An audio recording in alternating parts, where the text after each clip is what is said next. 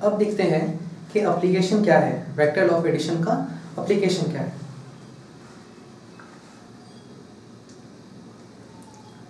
Vector law of addition का जो application है, मतलब कि अगर हम इसको अप्लाई करें तो कैसे यूज करेंगे दो वेक्टर का एडिशन फाइंड करने में। पहला कंडीशन नंबर 1 हम लोग देखते हैं।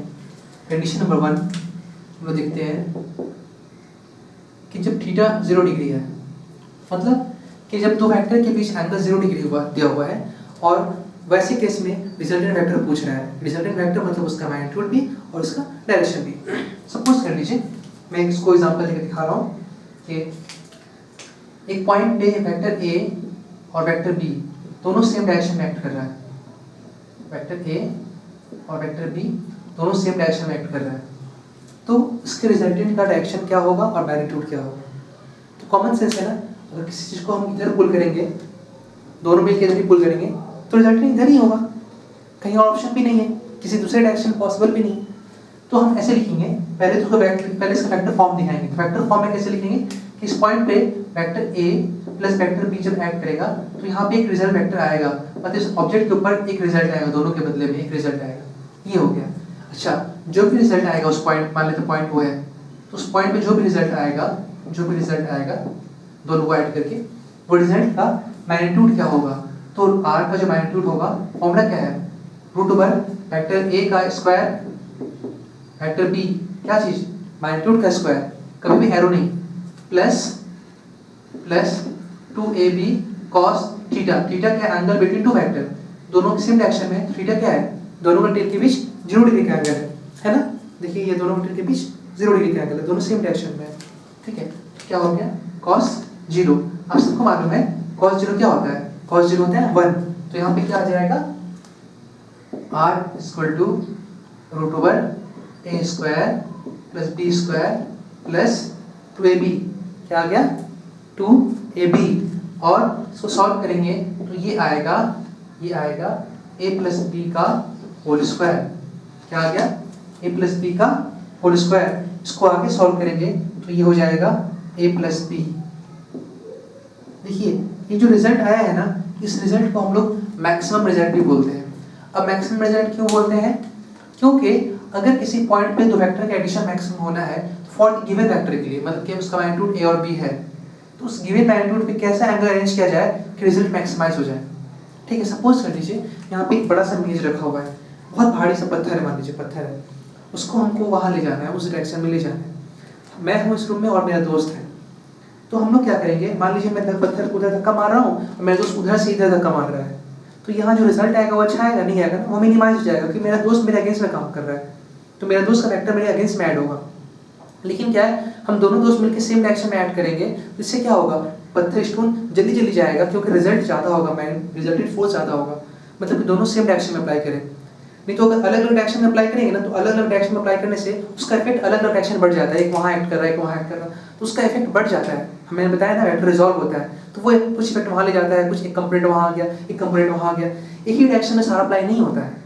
ठीक है, तो अगर एक ही डायरेक्शन में अप्लाई, अगर आपको गिवन डायरेक्शन में रिजल्ट मैक्सिमम चाहिए दो वेक्टर का, तो दोनों को सेम डायरेक्शन में कीजिए। अब सर्टेन एंगल बनाएंगे तो इसका दो कंपोनेंट आएगा, एक इधर और एक इधर, तो इसका सारा इफेक्ट इधर नहीं होगा, सारा इफेक्ट इधर चाहिए। अगर इस वेक्टर का सपोज कर लीजिए कि ये a है और आप b ऐसे लगा रहे हैं, तो a के डायरेक्शन में b का पूरा इफेक्ट नहीं आएगा, क्योंकि अगर b अगर यहाँ थीटा एंगल बनाएगा तो यहाँ क्या आएगा, b cos थीटा, और यहाँ क्या आएगा, b sin थीटा। तो a के साथ b का पूरा पार्ट नहीं आ रहा है, a को कुछ पार्ट ही मिल रहा है b के साथ, सिर्फ b cos थीटा है ना, तो इस डायरेक्शन में इफेक्ट नहीं आएगा। तो अगर आप पूरा इफेक्ट चाहते हैं इसको पूरा बेंड कर दीजिए, अब इस डायरेक्शन में पूरा इफेक्ट क्या आ जाएगा, b आ जाएगा। क्लियर है, इसलिए कि जब भी दो वेक्टर के बीच में रिजल्टेंट मैक्सिमम चाहिए, तो अगर a और b सेम है तो उस a और b गिवन वेक्टर का, देखिए यहाँ पे a और b सेम है, तो आप जिस केस में cos को मैक्सिमम करेंगे तो रिजल्ट में क्या हो जाएगा, मैक्सिमम, और अगर cos को मिनिमम करेंगे तो रिजल्ट में क्या हो जाएगा, मिनिमम, क्योंकि अगर ये घटेगा तो एडिशन वैल्यू भी कम आएगा यहाँ पे, और अगर ये बढ़ेगा तो एडिशन वैल्यू भी ज़्यादा आएगा यहाँ पे। ठीक है, तो अब बात समझिए, तो यहाँ पे इस केस में जो रिजल्ट आया वो रिजल्ट क्या हो गया, मैक्सिमम a प्लस बी। तो आज के बाद दो वेक्टर का मैक्सिमम रिजल्ट कब आता है, a प्लस बी। एक एग्जांपल देखते हैं हम लोग, सपोज कर लीजिए कि पॉइंट पे, एक एग्जांपल देखते हैं, पॉइंट पे एक वेलोसिटी 10 मीटर पर सेकेंड एक्ट हुआ और उसी पॉइंट को कोई एक और वेलोसिटी मिल रहा है, वो भी कितना एक्ट कर रहा है, वो 5 मीटर पर सेकेंड, तो उस ऑब्जेक्ट के ऊपर नेट कितना वेलोसिटी एक्ट होगा। तो हम उतना सोचेंगे नहीं, इतना सॉल्व नहीं करेंगे, दोनों सेम डायरेक्शन में, तो सेम डायरेक्शन में रिजल्ट का फॉर्मूला क्या है, तो रिजल्ट किसका रिजल्ट इस बार वेलोसिटी का, तो रिजल्ट क्या रखेंगे v का रिजल्ट क्या आएगा, मैक्सिमम आएगा, कितना आएगा, डायरेक्ट ए वेक्टर और बी वेक्टर का मैग्नीट्यूड का एडिशन, इसका और इसका डायरेक्ट एडिशन करेंगे, तो एक 10 है और एक 5 है, क्या आ गया 15 मीटर पर सेकेंड। तो ऑब्जेक्ट का फाइनल वेलोसिटी क्या होगा, 15 मीटर पर सेकेंड। अच्छा डायरेक्शन क्या होगा, तो इस रिजल्ट का डायरेक्शन देखिए, रिजल्ट तो इधर ही आ रहा है ना, रिजल्ट तो इधर ही आ रहा है, तो रिजल्ट का डायरेक्शन निकालने का फॉर्मूला क्या था हम लोग का, डायरेक्शन निकालने का फॉर्मूला था tan alpha is equal to b sin theta by a plus b cos theta, जहाँ पे डायग्राम कुछ ऐसा था, ये a था, ये b था और रिजल्टेंट ये r था और ये अल्फा था। अल्फा मतलब कि रिजल्टेंट वेक्टर a से कितना एंगल बना रहा है ना, तो अभी तो साफ दिखाई दे रहा है, फॉर्मूला यूज करने की जरूरत क्या है, रिजल्टेंट वेक्टर a से कितना एंगल बना रहा है 0 डिग्री, तो अल्फा क्या आएगा 0 डिग्री, और b से भी 0 डिग्री बना रहा है इस केस में, ठीक है, तो अल्फा 0 आना चाहिए। फिर भी सॉल्व करके देखते हैं, सर आप फॉर्मूला बताया तो उसको यूज करना सिखाइए, तो हम उसको देखते हैं आगे सॉल्व करके, देखिए उसको हम सॉल्व करते हैं, सॉल्व करेंगे, b का वैल्यू कितना है यहाँ पे, b ही है, तो b डाल दिए, इसको b डाल देते हैं, b sin theta, wait theta is the angle between two vector a और b के बीच कितना एंगल है 0 डिग्री, बाय वेक्टर a का मैग्नीट्यूड वेक्टर b का मैग्नीट्यूड cos, तो दोनों के बीच एंगल, तो a और b के बीच एंगल क्या है 0 डाल दिए, तो यहाँ से क्या आएगा tan अल्फा, ठीक है, sin 0 क्या होता है, याद होगा ना, sin 0 0 होता है, तो 0 बाई समथिंग 0। अच्छा tan का वैल्यू 0 कब आता है, tan 0 डिग्री पे, है ना, इसका मतलब कि यहाँ पे अल्फा का अगर की वैल्यू 0 आ रहा है, तो इसका मतलब क्या हो गया, अल्फा क्या होगा, अल्फा को 0 डिग्री होना होगा, देयरफॉर अल्फा क्या आ गया, अल्फा आ गया 0 डिग्री, अल्फा क्या आ गया, अल्फा आ गया 0 डिग्री, मतलब कि resultant along the vector a ही है, समझ गए ना। तो ये एप्लीकेशन हुआ, एप्लीकेशन नंबर 1। अब क्या है नंबर 2 देखते हैं, जब थीटा क्या हो जाए 180 हो जाए,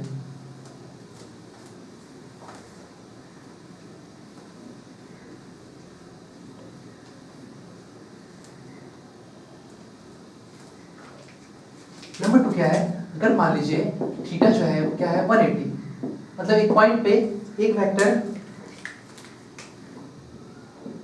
इधर एक्ट कर रहा है और दूसरा वेक्टर उसके अपोजिट डायरेक्शन में एक्ट कर रहा है,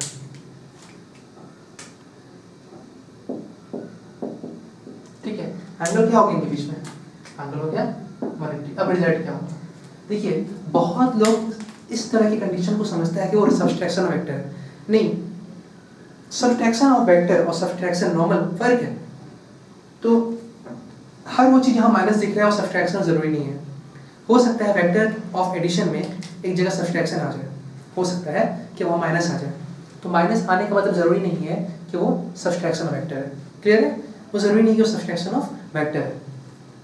कैसे दिखाइए, कुछ लोग बोलेगा सर ये अपोजिट डायरेक्शन में एक्ट करेगा तो एक दूसरे के इफेक्ट को माइनस करेगा तो सब्सट्रैक्शन हुआ ना, नहीं, वेक्टर में सब्सट्रैक्शन का ये मतलब नहीं होता है।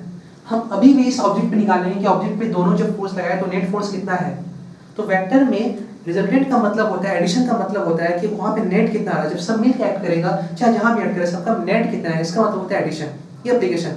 अब वो एडिशन माइनस का टर्म में भी आ सकता है, हो सकता है a माइनस बी, तो क्या आप उस सब्ट्रैक्शन बोलेंगे, नहीं, आपने तो ऐड ही किया है ना, तो आप क्या बोलेंगे, आप बोलेंगे कि इस पॉइंट पे एक वेक्टर a अपना माइनस डायरेक्शन ऐड किया और इसी पॉइंट पे वेक्टर b भी अपना माइनस डायरेक्शन ऐड किया, तो रिजल्टेंट कितना आ गया। अब आप यहाँ पे भूल से माइनस अभी नहीं डालेंगे, आप माइनस यहाँ नहीं डालेंगे, आप एडिशन वेक्टर दिखा रहे हैं ना, आप माइनस नहीं डाल सकते हैं, क्योंकि आप उन दोनों को जोड़ रहे हैं, उन दोनों के मैग्नीट्यूड को और डायरेक्शन को जोड़ रहे हैं, तो इसका जो भी डायरेक्शन होगा वो आप दिखाएंगे प्लस माइनस करके नहीं, आप देखा, आप तो बोल रहे हैं ना कि b का जो भी डायरेक्शन है वो यहाँ पे ऐड हो रहा है, मतलब कि ऐड होने का मतलब दोनों इसी पे अप्लाई हो रहा है, समझ रहे ना, ऐड होने का मतलब कि दोनों एक पॉइंट पे अप्लाई होना, ठीक है। तो बहुत लोग हम माइनस डाल देते हैं, हमारे चलते बोलते हैं सब्सट्रैक्शन ऑफ वेक्टर, नहीं, ऐसा बिल्कुल भी नहीं है, नहीं करना है ऐसा बिल्कुल, ठीक है, क्योंकि हम लोग इसका मतलब है कि a अपने मैग्नीट्यूड डायरेक्शन के साथ आया, b भी अपने मैग्नीट्यूड और डायरेक्शन के साथ आया, डायरेक्शन क्या है वो हम दिखाएंगे आगे, और प्लस बता रहा है कि इन दोनों के इफेक्ट को हम लोग जोड़ रहे हैं और फाइंड कर रहे हैं नेट कितना होगा। तो अच्छा, अब जो रिजल्ट आएगा उसका मैग्नीट्यूड कितना होगा तो निकालते हैं, तो ये तो वेक्टर आंसर हो गया, वेक्टर के हिसाब से रिप्रेजेंटेशन हो गया कि क्या होगा vector representation a plus B, लेकिन एक्चुअल में r का वैल्यू कितना होगा, तो r is equal to root over vector a के मैग्नीट्यूड का स्क्वायर वेक्टर बी के मैग्नीट्यूड का स्क्वायर प्लस 2ab दोनों के मैग्नीट्यूड का मल्टीप्लाई और उन दोनों के बीच का एंगल कितना है। देखिए डायरेक्शन इफेक्ट हम यहाँ दिखा रहे हैं ना एडिशन में, ये एडिशन बता रहा है कि दोनों को ऐड किए। कैसे ऐड किए? ऐड इससे होगा, इससे ऐड नहीं होता। तो आप इसका डायरेक्शन का बी का डायरेक्शन का इफेक्ट यहाँ नहीं, यहाँ दिखाएंगे, समझ रहे ना। तो क्या हो गया, यहाँ हो गया। अब देखिए तो बी का जो भी डायरेक्शन था उसके हिसाब से मैंने यहाँ पे यूज किया। तो यहाँ पे जो ये सिंबल है, ये सिंबल बताया जा रहा है कि हम दोनों को ऐड कर रहे हैं, ये सिंबल बता रहा है, ठीक है। तो वेक्टर में साफ दिखाई दे रहा है कि हम लोग ए और बी को ऐड किए हैं, सब्ट्रैक्शन नहीं किया ना। देखिए हम लोग प्लस दिखाए, ऐड किया है ना। लेकिन जब ऐड किए तो हम cos 90 डाले हैं, इसको जब सॉल्व करेंगे हम लोग तो सॉल्व करने से यहाँ पे क्या आएगा, सॉल्व करने से यहाँ पे आएगा root over A square plus B square cos 180 -1 होता है। आप लोग याद रखिए, जिन लोगों को नहीं मालूम है cos 180 -1, आपके पास कैलकुलेटर है, आप कैलकुलेटर यूज करके सॉल्व कर सकते हैं। cos 180 -1 तो यहाँ पे पुट करेंगे -1 तो प्लस माइनस माइनस 2ab। अच्छा -2ab a square plus b square minus 2ab क्या होता है, a माइनस b का होल स्क्वायर का रूट। तो a माइनस b का होल स्क्वायर का रूट क्या हो गया, यहाँ पे रूट हो गया। तो इसको सॉल्व करेंगे तो क्या आएगा, r resultant is equal to a minus b। देखिए क्या है, ये एडिशन ऑफ वेक्टर है, लेकिन यहाँ पे क्या आ रहा है, a माइनस b। आपसे कोई पूछेगा कि अगर वेक्टर a माइनस b है तो उसको एडिशन ऑफ वेक्टर बोलेंगे सब्सट्रैक्शन ऑफ वेक्टर। तो आप बोलिएगा कि अगर वो मैग्नीट्यूड में माइनस है तो हम क्या बोल सकते हैं, नहीं बोल सकते, बताना पॉसिबल नहीं है। लेकिन हाँ अगर उसके वेक्टर वाले इसमें यहाँ माइनस है तो सब्सट्रैक्शन होगा।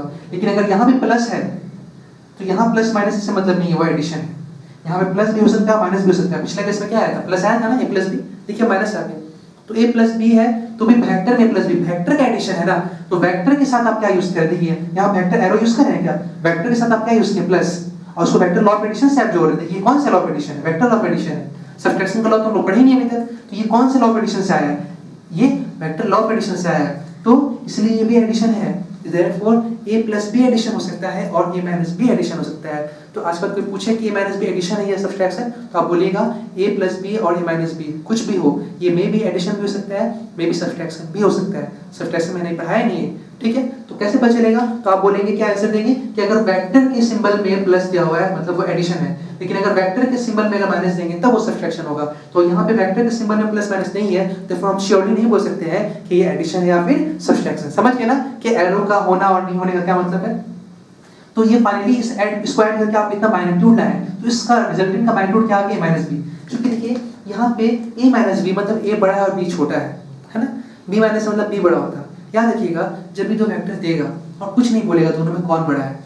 सपोज कर लीजिए वेक्टर दिया 10, एक वेक्टर दिया 15, तो 15 को हम क्या मानेंगे, a मानेंगे, और 10 को क्या मानेंगे, b, क्योंकि बड़ा वेक्टर को हम लोग हमेशा a मानते हैं, ठीक है। या अगर p q है तो p को बड़ा मानेंगे, q को छोटा मानेंगे। c d है तो c को बड़ा मानेंगे और d को छोटा मानेंगे। जो पहले आता है वो बड़ा हो जाता है ना, उसको हम लोग बड़ा मानेंगे, ठीक है। और कुछ नहीं देगा तो जो बड़ा है उसको नाम दे देंगे a और जो छोटा है उसको b, जो बड़ा है उसको p, जो छोटा है उसको q, ऐसे नाम देते हैं, ठीक है। ये ऑलवेज नोन होता है। इसका मतलब a बड़ा है और b छोटा है, तो अगर a बड़ा है तो अगर हम इसको इधर पुल करेंगे और ये इधर पुल करेंगे तो ऑब्जेक्ट जो है उस पॉइंट पे फाइनली किधर जाएगा, a की तरफ जाएगा या b की तरफ। आंसर होगा सर फाइनली वो a की तरफ जाएगा। कितना से, नेट से। नेट कितना आया, a माइनस b। सपोज कर लीजिए कि a अगर 10 है, एग्जांपल मान लेते हैं, सब चलिए मान लेते हैं, ये कितना आएगा, ये रिजल्ट आ गया। रिजल्ट किधर आएगा, टुवर्ड्स दी a। रिजल्ट कहाँ आएगा, टुवर्ड्स दी a, क्योंकि r क्या है, a बड़ा है b से, ठीक है। अच्छा इस रिजल्ट का मैग्नीट्यूड कितना होगा, इस रिजल्ट का मैग्नीट्यूड होगा a माइनस b, हो गया। अच्छा कई बार ऐसा होता है, देखिए ऐसे लिख के ऐसे लिखता है ना, ऐसे लिखता है। ये क्या है आप समझिए, जो लोग नहीं जानते वो लोग समझिए। यहाँ पे क्या होता है,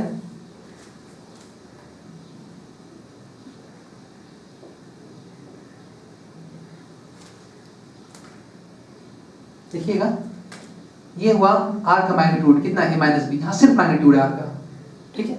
अब अगर आप ऐसे लिखते हैं तो ये क्या सही होगा, नहीं ये गलत है। इसमें क्या होता है, r का मैग्नीट्यूड एंड डायरेक्शन, आप a और b डायरेक्शन यूज कर रहे हैं नहीं ना, तो ये गलत हो जाएगा, ये गलत हो जाएगा।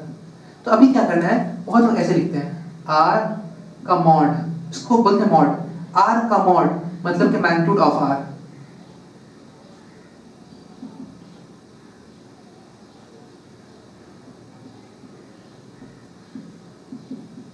मैग्नीट्यूड ऑफ रिजल्टेंट इसको बोलते हैं, ठीक है। अगर सिर्फ r वेक्टर लिखेगा तो इसका मतलब क्या हो गया, रिजल्टेंट वेक्टर, रिजल्टेंट वेक्टर, तो रिजल्टेंट वेक्टर में मैग्नीट्यूड भी है, डायरेक्शन भी है, लेकिन r के मॉड का मतलब होता है कि उसमें सिर्फ मैग्नीट्यूड है। तो अगर आप इसको ऐसे लिखते हैं तो सही है? हाँ बिल्कुल सही है। क्यों? क्योंकि ये मॉड लगाने के बाद इसका डायरेक्शन इफेक्ट नहीं होता है। आप क्या बोलते हैं कि डायरेक्ट एक मैग्नीट्यूड है, ये r वेक्टर का मॉड मतलब r का मैग्नीट्यूड कितना है -b, तो आप ऐसे लिख सकते हैं। तो यहाँ पे ये भी राइट है और ये भी राइट है, लेकिन ये राइट नहीं है, समझ रहे ना? तो कई बार लोग उसको ऐसे मॉड लगा देते हैं, r का मैग्नीट्यूड कितना होगा, a - b, ठीक है, ऐसे लिखा जाता है इसको सिंबल के टर्म में। तो ये हो गया। अब देखिए, अब रहा बात कि r के डायरेक्शन का बात करते हैं कि r का डायरेक्शन किधर है। तो r का डायरेक्शन कैसे निकालेंगे, फॉर्मूला क्या, डायरेक्शन निकालने का फॉर्मूला क्या है? तो डायरेक्शन निकालने का फॉर्मूला था हम लोगों के पास, क्या फॉर्मूला था, tan alpha = b sin theta, फिर theta is angle between two vector. तो a और b में कितना एंगल है, 180 ना, a वेक्टर और b वेक्टर में कितना angle, 180, sin 180 by a + b cos 180।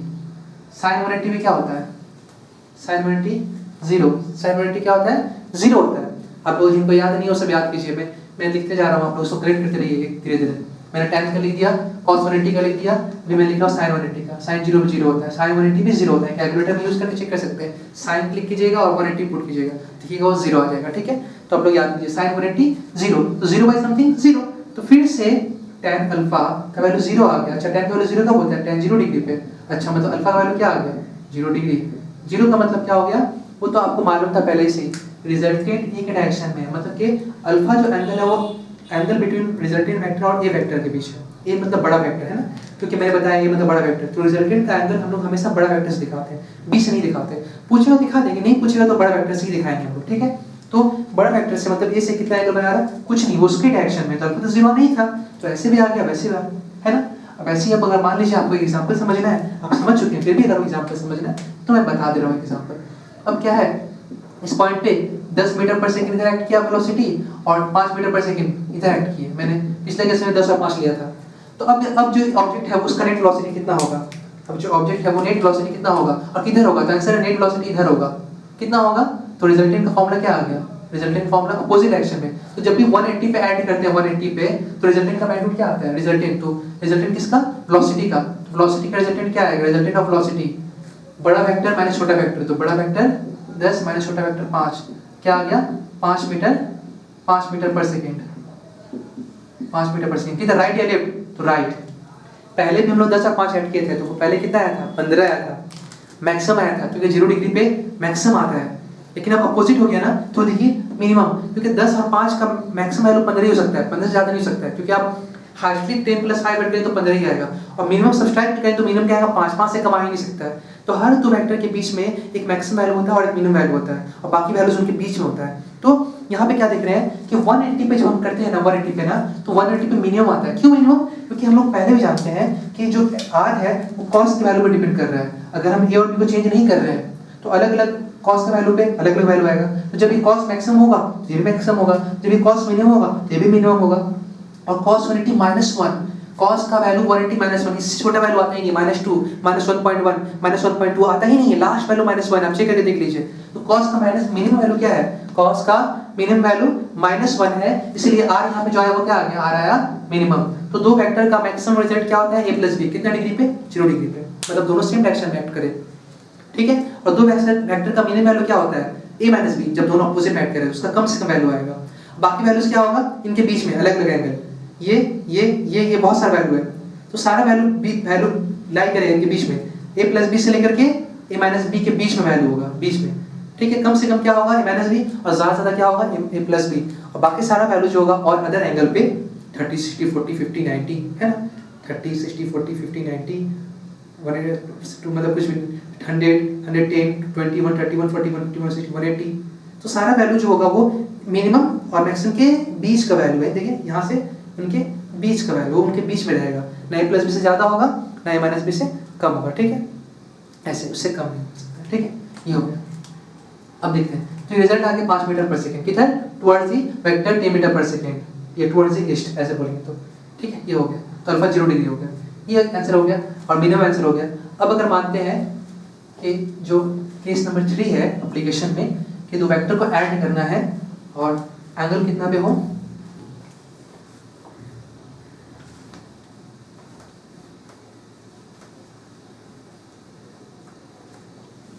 90 पे हो जाए। कंडीशन नंबर 3, तो थीटा क्या हो जाए, थीटा 90। तो 90 हम लोग किए हैं, ये हम लोग जानते हैं एक्स वेक्टर और वाई वेक्टर, वहाँ 90 डिग्री था ना, तो उसके जैसा ही होगा। तो 90 में दो केस दिखाएंगे, पहले आप इसको देख लीजिए। एक वेक्टर ए एक्स है, या मान लीजिए ए है, और वेक्टर बी है। हम लोग इस बार ए और बी से कर रहे हैं, ठीक है।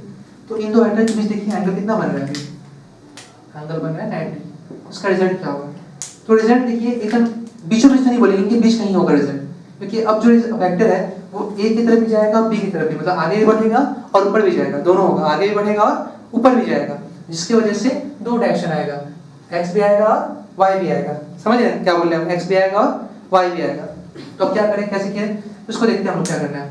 तो हम फिर से बोलेंगे, पहले वेक्टर लॉ से दिखाएंगे हम लोग क्या होगा। तो इस पॉइंट पे वेक्टर ए अपना मैग्नीट्यूड और डायरेक्शन ऐड करेगा, और इसी पॉइंट पे बी वेक्टर अपना मैग्नीट्यूड और डायरेक्शन ऐड करेगा, तब जाकर रिजल्ट वेक्टर क्या आएगा, आ रहेगा। अच्छा, ये तो वेक्टर फॉर्म हो गया, इसको बोलते हैं आंसर इन वेक्टर फॉर्म। क्या हो गया, आंसर इन वेक्टर फॉर्म। अब बात उठता है कि इसका मैग्नीट्यूड कितना होगा, तो कैसे लिखेंगे, r का जो मैग्नीट्यूड होगा रूट ओवर वेक्टर a का स्क्वायर वेक्टर b का square plus 2 vector a vector b का मैग्नीट्यूड cos a का मैग्नीट्यूड b का मैग्नीट्यूड a का मैग्नीट्यूड b का, और उनके बीच का एंगल क्या है 90। cos 90 क्या होता है, cos 90 होता है 0। कितना होता है, cos 90 0। तो हम जानते हैं इस बात को कि cos 90 क्या होता है, cos 90 0 होता है, याद करेंगे सब बात, cos 90 0। तो अब हम क्या बोल सकते हैं कि इस पॉइंट पे ये वैल्यू पूरा क्या हो जाएगा, 0 हो जाएगा। तो रिजल्ट का वैल्यू सिर्फ क्या आएगा, r equal to root over a square plus b square, a square plus b square, और cos 90 ये टर्म 0 हो गया है, तो ये पूरा वैल्यू क्या है यहाँ पे 0, तो root over a square plus b square. हम पहले भी जानते हैं a की जगह पहले क्या था x, तो x स्क्वायर, b की जगह पहले क्या था y, तो y का स्क्वायर था ना, एकदम वैसा ही। तो परपेंडिकुलर, दोनों परपेंडिकुलर वेक्टर के स्क्वायर के एडिशन का रूट जानते हैं, ठीक है। अब बात उठता है डायरेक्शन का, अब बात क्या उठता है, अब बात उठता है डायरेक्शन का। डायरेक्शन कैसे निकालेंगे हम लोग, तो डायरेक्शन निकालने का मतलब क्या हो गया कि रिजल्टेंट वेक्टर जो r है वो यहाँ से कितना एंगल बना रहा है, वो कितना एंगल बना रहा है, ये देखना है हम लोग को, ठीक है। तो ये एंगल हम कैसे देखेंगे, ये माइक बार बार डिस्टर्ब कर रहा है, हेलो हेलो, ठीक है। तो अब हम लोग कैसे निकालेंगे अल्फा, हम लोग अल्फा फाइंड करते हैं। अल्फा कैसे फाइंड करेंगे, तो अल्फा फाइंड करने के लिए मतलब एंगल निकालने के लिए हम लोग का जो फॉर्मूला है वो फॉर्मूला क्या है, फॉर्मूला है tan alpha equal to b sin theta by a plus b cos theta, ठीक है। अच्छा, b का वैल्यू तो यहाँ पे b है, तो हम b डाल दिए, sin थीटा एंगल बिटवीन दो वेक्टर क्या है 90 डिग्री, तो यहाँ 90 डाल दिए, बाय a का मैग्नीट्यूड b का वैल्यू cos 90, sin 90 कितना होता है 1, तो यहाँ 1 पुट करेंगे तो क्या आ जाएगा b, और a b cos 90 0, 0 into b 0, खत्म। यहाँ पे क्या आ गया b by a, tan alpha आ गया b by a। याद कीजिए पिछले केस में लोग क्या आया था, पहले पिछले केस में आया था ay by ax, क्योंकि पहले b की जगह ay था और d की जगह ax था, तो ये एंगल हम लोग उसको बीटा माने थे या कुछ भी माने थे, थीटा माने थे, तो यहाँ पे tan थीटा आया था क्योंकि उस केस में लोग थीटा मान लिए थे, और अभी क्या मान रहे हैं अल्फा, तो अल्फा आ रहा है, क्या आएगा अल्फा, अल्फा आएगा y component by x component, मैंने बताया पहले भी ay by x, y component by x component, और एंगल किससे, x कंपोनेंट से। तो हम लोग को निकालना अल्फा, अल्फा क्या होगा, alpha equal to tan inverse b by a, ठीक है। इसके अंदर एक केस और बन जाता है, अभी जो हम लोग केस सॉल्व किए यहाँ पे ऐसा कुछ भी नहीं बोल रहे हम लोग कि वेक्टर a और वेक्टर b दोनों का वैल्यू क्या है सेम, ऐसा कुछ नहीं बोल रहे हम लोग, बस a और b है, डायरेक्शन तो डिफरेंट है ही है, पता चल रहा है एक का डायरेक्शन x है, एक का डायरेक्शन y है, लेकिन हम लोग ये भी बात नहीं कर रहे हैं कि इसका मैग्नीट्यूड क्या है, सेम है या नहीं है। तो यहाँ पे ऐसा कुछ श्योर नहीं है कि a और b का मैग्नीट्यूड सेम, ऐसा कुछ नहीं है। लेकिन अगर ऐसा बोल दे कि a और b का मैग्नीट्यूड सेम है, ऐसे बोल सकता है और ऐसे बोल सकता है, ऐसे भी a का मैग्नीट्यूड इक्वल टू b का मैग्नीट्यूड सेम है, तो दोनों का मैग्नीट्यूड सेम हो गया। देखिए लेकिन अभी तक अभी भी एंगल क्या है 90 ही है, एंगल क्या है 90 ही है, a वेक्टर और b वेक्टर दोनों का वैल्यू सेम है। तो अब या तो उसको a बोलिए वैल्यू में या b बोलिए, बात तो एक ही है कि दोनों का वैल्यू क्या सेम है। तो रिजल्ट क्या आएगा, देखिए जब भी 90 डिग्री का ऐड होता है, एडिशन होता है, तो रिजल्ट निकालने का फॉर्मूला, मैग्नीट्यूड निकालने का फॉर्मूला ये है, क्या है फॉर्मूला, फॉर्मूला है कि रिजल्ट का magnitude is equal to r root over x component के वैल्यू का स्क्वायर प्लस y कंपोनेंट के वैल्यू का स्क्वायर, और इस पर दोनों का वैल्यू सेम है, तो या तो आप दोनों को a स्क्वायर लिखिए या दोनों को b स्क्वायर, कोई फर्क नहीं पड़ता है, तो मैंने दोनों को लिख दिया a square plus A square क्या आ गया 2a² का रूट, तो a √2, अगर आप चाहते तो b भी लिख सकते हैं, b √2b, दोनों का वैल्यू क्या है सेम है।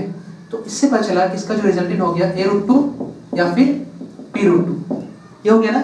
अब एक बात समझिए, यहाँ पे समझने वाला बात क्या है, समझने वाला बात ये है कि इस केस में जो आंसर हम लोग लर्न करते हैं, क्या लर्न करते हैं कि आज के बाद अगर कोई दो वेक्टर, आज के बाद अगर कोई दो वेक्टर ऐसा दिया होगा 90 डिग्री पे और दोनों का वैल्यू सेम है, a और a, तो रिजल्ट क्या होगा a √2, b और b √2, c और c √2, x और x तो x √2, 2 और 2 तो 2 √2, 3 और 3 तो 3 √2, समझे ना। दोनों में से कोई भी वेक्टर a है तो a लिख के √2, b भी है तो b लिख के √2, कोई भी दोनों में से एक वेक्टर लिख के √2 कर देना, आंसर आ जाएगा। तो 90 डिग्री पे अगर दो वेक्टर सेम होगा, दोनों में से कोई भी वेक्टर लिख के √2 कर देंगे, आंसर क्या आ जाएगा, आंसर आ जाएगा। अब बात है इसके डायरेक्शन का, तो डायरेक्शन के लिए हम क्या निकालते हैं अल्फा। अच्छा, अल्फा क्या फॉर्मूला निकाले हम लोग, tan अल्फा। देखिए अभी b और a सेम नहीं था, लेकिन अभी इस केस में क्या है सेम है, तो tan अल्फा b का वैल्यू भी a और a का वैल्यू भी है, या तो b by b लिखिए या a by a लिखिए, दोनों कट गया तो कहीं से भी कीजिए, इससे कीजिए इससे 1 आ गया। अच्छा, tan अल्फा का वैल्यू 1, tan अल्फा वैल्यू 1 कब होता है, मैंने लिखा था लिस्ट में 45 पे, इसका मतलब कि tan अल्फा का वैल्यू 1 आ रहा है, मतलब ये tan 45 होगा, इसका मतलब अल्फा का वैल्यू क्या आ गया 45। अल्फा 45 आने का मतलब होता है कि एकदम बीचों बीच, क्योंकि ये पूरा एंगल 90 डिग्री का है, पूरा एंगल कितना डिग्री का है, पूरा एंगल 90 डिग्री का है, तो ये कितना हो गया 90 का डिग्री आधा 45, क्योंकि दोनों वेक्टर जो है सेम है, तो रिजल्ट ना इधर ज्यादा ना इधर, बीचों बीच, ना मेरे दूसरी तरफ ना उसकी तरफ, एकदम इक्वलाइज कर रहा है, ठीक है। लेकिन यहाँ पे जो एंगल अल्फा आएगा वो मे भी 45 से कम भी हो सकता है, 45 से ज्यादा भी हो सकता है। अगर मान लीजिए a बड़ा है b से, अगर दोनों बराबर है तो बीच में आ गया, लेकिन अगर a बड़ा हो जाएगा b से तो रिजल्ट यहाँ झुक जाएगा और अल्फा जो है 45 से कम हो जाएगा। लेकिन अगर मान लीजिए कि b बड़ा हो गया, अगर मान लीजिए ऐसा क्या हो जाए कि b बड़ा हो जाए, तो अगर b बड़ा हो जाएगा तो ये रिजल्ट वहां भाग जाएगा और ये वैल्यू 45 से क्या हो जाएगा ज्यादा हो जाएगा। तो इस चीज को आप नोट पर बना के लिख सकते हैं कि इस तरह के केस में अगर मान लेते हैं कि ये रिजल्ट है और ये a है और ये b है, आप इसको a b को कोई भी एंगल बना सकते हैं, कोई जरूरी नहीं है ऐसा मान लीजिए ऐसा, क्योंकि हम क्या बोल रहे हैं कि अगर दोनों इक्वल होगा तो रिजल्ट 20 से होगा, है ना। लेकिन अगर a बड़ा हो जाएगा, सपोज कर लीजिए ये अल्फा है और मान लीजिए ये बीटा है, तो रिजल्ट बीचो अल्फा इक्वल टू बीटा कब होगा, अल्फा इक्वल टू बीटा कब होगा, जब a इक्वल टू b होगा। लेकिन मान लीजिए a बड़ा हो गया b से या b छोटा हो गया, ऐसे दोनों मतलब एक ही है, a बड़ा हो गया b से या b छोटा हो गया ऐसे, तो रिजल्ट ना भागेगा, रिजल्ट a की तरफ भागेगा, और रिजल्ट जब a की तरफ भागेगा तो ये झुक जाएगा तो अल्फा कम हो जाएगा, तो उस केस में अल्फा लेस देन क्या आ जाएगा बीटा। लेकिन मान लीजिए कि b बड़ा हो गया, b क्या हो गया, b बड़ा हो गया, तो रिजल्ट वहां भागेगा, दूर भागेगा, तो इससे अल्फा का वैल्यू बड़ा होगा, बीटा का वैल्यू छोटा। तो अगर b बड़ा हो जाए ऐसे, तो बीटा का वैल्यू क्या हो जाएगा छोटा और अल्फा क्या हो जाएगा बड़ा, समझे ना। तो ऐसा क्वेश्चन आपको एससी वर्मा हमारे राइटर हैं, एससी वर्मा सर, उनकी किताब में ऐसा क्वेश्चन है जहाँ पे पूछा है अल्फा बढ़ेगा या घटेगा, तो एससी वर्मा सर की बुक में आपको ऐसा क्वेश्चन मिलेगा, जो आईटी के लिए एक बुक है, ठीक है। आप लोग इसको अप्लाई करना सीख गए हैं, अच्छे से समझ गए, इसको अच्छे से नोट कर लीजिए, समझ लीजिए, फिर हम लोग धीरे धीरे इसके ऊपर बहुत सारे न्यूमेरिकल प्रॉब्लम करेंगे, लेकिन इतना टॉपिक कंप्लीट करने के बाद, ठीक है।